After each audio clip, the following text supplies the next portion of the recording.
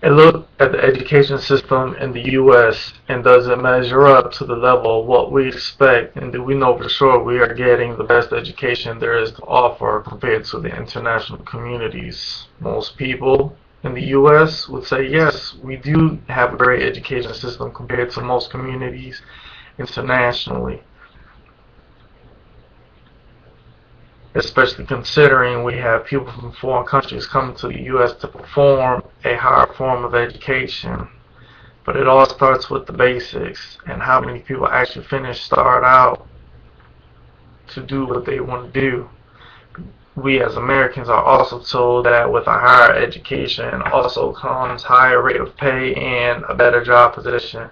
So first, let's look at some facts. In the Czech Republic, Korea, Norway, and the Slovak Republic, more than 90% of adults 20 to 24 have high school credentials, as where in the U.S., adults from 20 to 24 only have 86% of high school credentials.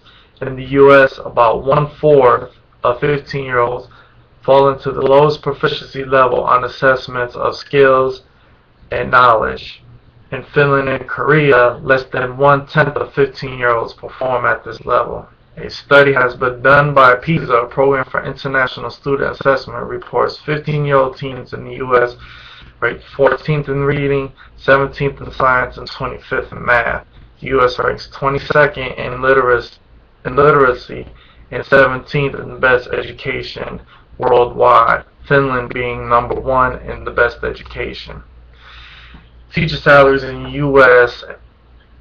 U.S. secondary schools make up 55.3% of the total education expenditures, which is notably lower than the 62.8% average of OECD, which is Organization for Economic Cooperation and Development countries, that devote to a higher percentage of their education budgets to salaries include 62.4% in Canada, France holds at 59.5%, the UK holds at 57.1%, and Korea holds at 56%. The portion of teacher salaries in Finland is 51.7%, slightly lower than that in the US, but not much of a difference.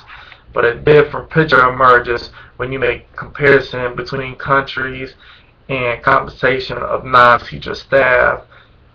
In the U.S. holds at 26.1% and spending a higher portion other than developed countries on non-teacher staff. Now, with that being in education, and people in education always being the first to take cuts, the state prison system spends more than $30 billion annually, and the Bureau of Prisons budget $5 billion for just 182,000 federal inmates a year. The total taxpayer cost is $39 billion a year to run federal and state prisons, $5.4 billion more than the $33.5 billion reflected in corrections budgets alone. The U.S. stands 37th in education spending international worldwide, with a spending percent of only 5.7% invested into their education system. Now, these numbers may not seem like a lot to some of us, but in the big scheme of things, they're a lot higher than what we think. We do not invest in our education system as much as we need, should, or like to. Education is and has been a growing concern for some time now. The big issues with people graduating out of high school and not pursuing a form of higher education and falling behind the curveball with the ever-changing technology. But it not only affects us as citizens of the country, but it also affects our economy, because without a higher education, those people who do not pursue a further education hold back the country's further progress, because there are too many slots and not enough people to fill those slots. And that concludes my presentation.